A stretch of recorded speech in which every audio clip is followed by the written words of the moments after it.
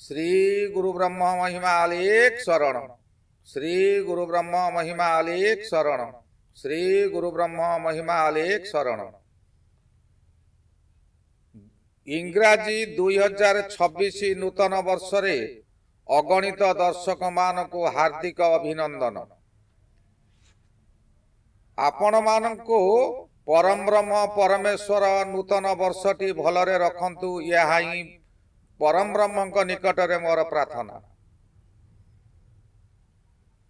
2026 मसीहा जानुआरी मासरे 12 गोटी राशि राशिफल विषय आलोचना करिबा। एही राशिफल आलोचना करिबा पूर्वरु आपण मानको मोर विशेष अनुरोध, जेउ माने चाकरी करिबा सकाशे बारंबार परीक्षा देई फेल मारुछंती किंबा कौनसी पिलांकर बयस होई जिबा परे मध्य विवाह होई पारु नाही, सेमानक सकाशे आपणकर जन्म कोष्ठी ज्योतिषंकु देखाई ताहार प्रतिकार करंतु।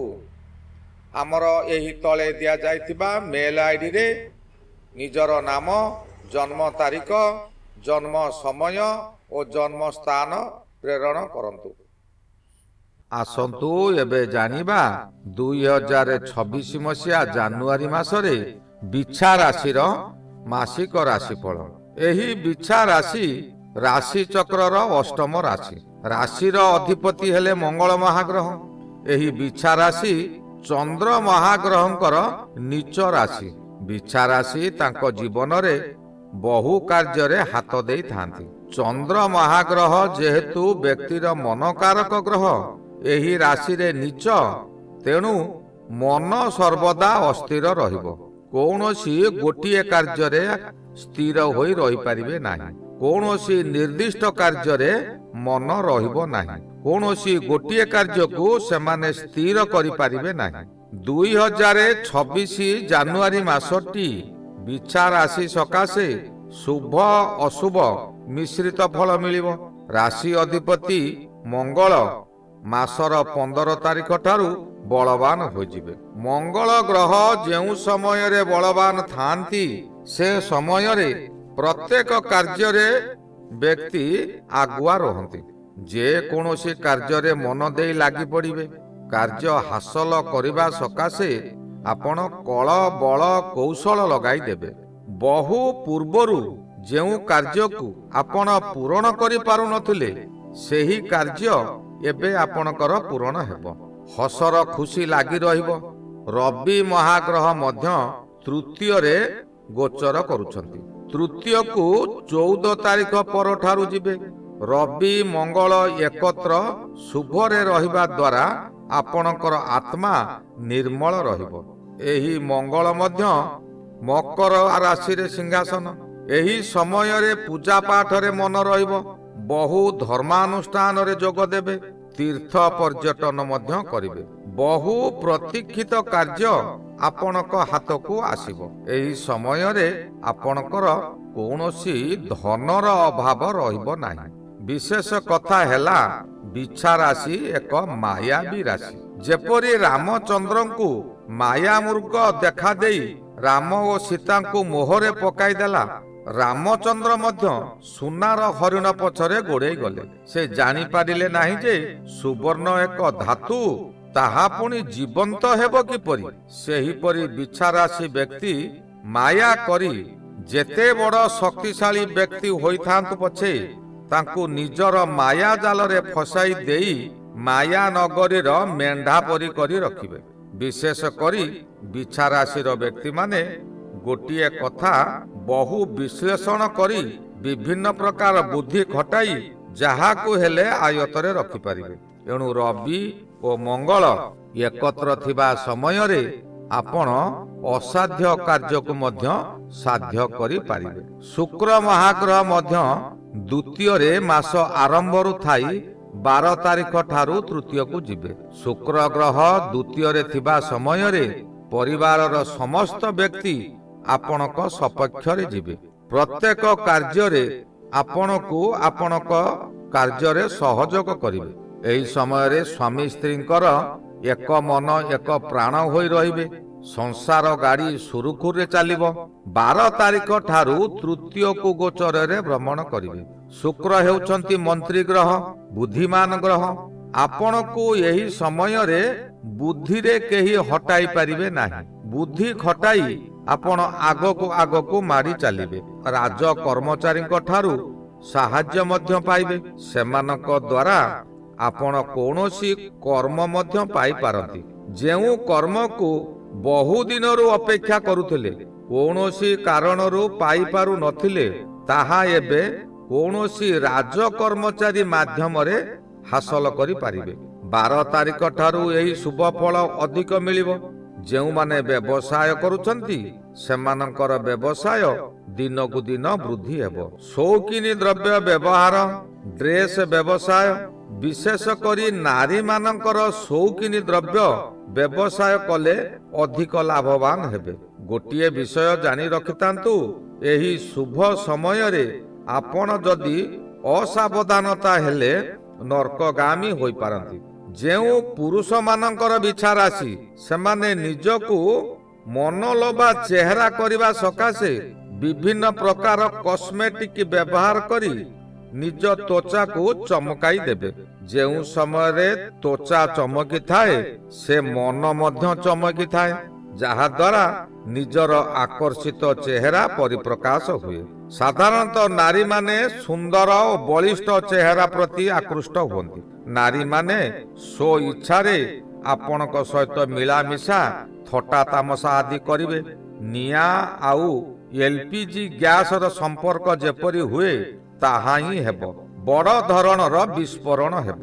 ଏହି ବିସ୍ଫୋରଣ ଶନିଦେବ ପଞ୍ଚମରେ ରହି କରାଇବେ। ଶନି ପଞ୍ଚମରେ ରହି ଆପଣଙ୍କୁ ଅଧିକ ଉତ୍ତେଜିତ କରି ପକାଇବେ। ପଞ୍ଚମ ଘର ହେଉଛି ଜ୍ଞାନ ଘର, ପଞ୍ଚମ ଘର ମଧ୍ୟ ପ୍ରେମ ଘର। ଏଣୁ ପ୍ରେମ ବାବଦରେ ଆପଣଙ୍କୁ ଅଧିକ ଉତ୍ତେଜିତ କରିବେ। ରାହୁ ସୁଖ ଗ୍ରହ ତଥା ଚତୁର୍ଥରେ ଅଛନ୍ତି, ସେ ସୁଖ ଦେବା କଥା। ଚତୁର୍ଥରେ ଯେଉଁ ଗ୍ରହ ରହିବେ ସେ ସୁଖ ଦେବା କଥା, କିନ୍ତୁ ଶୁଭ ଗ୍ରହ ରହିଲେ ସୁଖ ଦେବା ସ୍ଥଳେ ଦୁଷ୍ଟ ଗ୍ରହ ରହିଲେ ଅଶୁଭ ଫଳ ଦିଅନ୍ତି। କିନ୍ତୁ ସୁଖ ଦେବେ କେଉଁ ସୁଖ? ନା ଯୌନ ସୁଖକୁ ଆପଣଙ୍କ ପାଖରେ ପହଞ୍ଚାଇ ଦେବେ। ଆପଣ ଥରେ ଯଦି ଭୁଲ କରି ବସିଲେ, ତେବେ ଶନି ନ୍ୟାୟ ଦଣ୍ଡ ଧରି ଆପଣଙ୍କୁ ଦଣ୍ଡ ଦେବେ। ଆପଣଙ୍କୁ ବିଭିନ୍ନ କାର୍ଯ୍ୟରେ ବାଧା ସୃଷ୍ଟି କରାଇବେ। ବହୁ ସ୍ଥାନରେ ଅପମାନିତ କରାଇବ। ମାନ ସମ୍ମାନ ସବୁ ମାଟିରେ ମିଶିଯିବ। ଲଜ୍ଜାରେ ମୁଣ୍ଡ ତଳକୁ ହୋଇଯିବ। ସାନ ସାନ ପିଲାମାନେ ଆପଣଙ୍କ କଥାକୁ ଅବମାନନା କରିବେ। ଦରକାର ପଡ଼ିଲେ ଉପହାସ କରିବାକୁ ମଧ୍ୟ ପଛାଇବେ ନାହିଁ। ବିଛା ରାଶି ହେଉଛି କାଳପୁରୁଷର ଲିଙ୍ଗ ଚକ୍ର। ଏହି ଲିଙ୍ଗ ଚକ୍ରର ଅଧିକାର ହେଉଛି ବିଛା ରାଶି। ଏଣୁ ବିଛା ରାଶି ବ୍ୟକ୍ତିମାନେ ଏହି ସମୟରେ ଯୌନ ପାଗଳ ହେବେ। ଫଳରେ କିଛି ନା କିଛି ଯୌନ ରୋଗ ସୃଷ୍ଟି ହେବାର ସମ୍ଭାବନା ଅଧିକ ଅଛି। ପୁରୁଷମାନେ ସାଧାରଣତଃ କନ୍ଦର୍ପ ଓ ନାରୀମାନେ ସାଧାରଣତଃ ରତି ଦେବୀ ପରି। ଏମାନେ ବର୍ବାଦ ହେବେ ହିଁ ହେବେ। ଏମାନଙ୍କର ବାହନ ହେଉଛି ବଂଶ ବୁଢ଼ା ଡାହୁକ। ଏଣୁ ଏମାନେ ନିଜେ ବୁଡ଼ିବେ, ତା ସହିତ ଅନ୍ୟ ପ୍ରିୟାପ୍ରୀତି ଲୋକଙ୍କୁ ମଧ୍ୟ ବୁଡ଼ାଇ ଦେବେ। ଏଣୁ ବହୁ ସମୟରେ ନିଜ ଇଚ୍ଛାରେ କାର୍ଯ୍ୟ କରି ଆପଣ ବର୍ବାଦ ହୋଇପାରନ୍ତି। ଶନି ଯେହେତୁ ଜ୍ଞାନ ସ୍ଥାନରେ ଓ ସମୁଦ୍ର ରାଶିରେ ଅବସ୍ଥାନ କରିଛନ୍ତି, ଏଣୁ ମନକୁ ସମୁଦ୍ର ଲହରୀ ପରି କରାଇବ। ସମୁଦ୍ରର ମଧ୍ୟଭାଗ କିନ୍ତୁ ଶାନ୍ତ। ଆପଣ ଗଭୀର ସମୁଦ୍ର ପରି ହୁଅନ୍ତୁ, ତେବେ ମନ ଅଶାନ୍ତ ରହିବ ନାହିଁ। ମନ ଆପଣଙ୍କର ଶାନ୍ତ ରହିବ। ମନ ଶାନ୍ତ ରହିଲେ ଧୈର୍ଯ୍ୟ ଆପେ ଆପେ ଶାନ୍ତ ହେବ। ଯାହାର ଧୈର୍ଯ୍ୟ ଅଛି ସହିବା ଶକ୍ତି ଆସିବ। ଯେତେ ବିପଦ ଆସୁ ଆପଣଙ୍କର କୌଣସି କିଛି କରିପାରିବ ନାହିଁ। ଏହି ସମୟରେ ବୃହସ୍ପତି ଅଷ୍ଟମରେ ଅଛନ୍ତି। ଏହି ଅଷ୍ଟମ ବୃହସ୍ପତି ନିଜର ଅହଙ୍କାର ଓ ଗର୍ବ ଗୁରୁ ନିନ୍ଦା ଆଦି କରିଥିଲେ। କର୍ମର ଫଳ ସେ ପାଇଥିଲେ, ଯାହାକି ନିଜ ବଂଶକୁ ନିଜେ ମାରିବାକୁ ବାଟ ଖୋଲିଦେଲେ। ଭାଇ ଭାଇ ମଧ୍ୟରେ ଯୁଦ୍ଧ ଲାଗିଲା। ସେ ଯୁଦ୍ଧ ଚିରଦିନ ପର୍ଯ୍ୟନ୍ତ ଅମର ହୋଇ ରହିଲା, ଯାହାର ନାମ ମହାଭାରତ ଯୁଦ୍ଧ। ମହାଭାରତ ଯୁଦ୍ଧ ସମୟରେ ଯେପରି ଶଙ୍କୁନି ଚରିତ୍ର ଜଣେ ଥିଲେ, ସେ ବଡ଼ ଆଶା ଦେଖାଇ ବିଭିନ୍ନ କୁମନ୍ତ୍ରଣା ଦେଇ ନିଜ ବଂଶ ବୁଡ଼ିବାର ପ୍ରତିଶୋଧ ନେଲେ, ସେହିପରି କେତୁ ଗ୍ରହ ମଧ୍ୟ ଦଶମ ତଥା କର୍ମସ୍ଥାନରେ ରହି ଆପଣଙ୍କୁ ବିଭିନ୍ନ ଆଶା ଦେଖାଇ ବହୁ ସ୍ଥାନ ବୁଲାଇବ, ବହୁ ଧନ ଖର୍ଚ୍ଚ କରାଇବ। ନିଜର ପାଣ୍ଠି ଯାହା ସଞ୍ଚିତ ଥିଲା ତାହାକୁ ସେ ଶେଷ କରିଦେବ। ଆପଣ ହତାଶ ହୋଇପଡ଼ିବେ, ଥୁଣ୍ଟା ବରଗଛ ପରି ହୋଇଯିବେ। ଏଣୁ ସର୍ବଦା ପ୍ରଭୁଙ୍କ ଉପରେ ଛାଡ଼ି ଦିଅନ୍ତୁ। ନିଜର କାମ ହାସଲ ସକାଶେ କେବେ ନିଜକୁ ନିଜେ ବଳିୟାନ କୁହନ୍ତୁ ନାହିଁ। କୌଣସି କାର୍ଯ୍ୟ ନିଜର କରିବା ସକାଶେ ଲାଞ୍ଚ କାହାକୁ ଦିଅନ୍ତୁ ନାହିଁ, କିମ୍ବା କୌଣସି ପ୍ରଲୋଭନ ଦିଅନ୍ତୁ ନାହିଁ।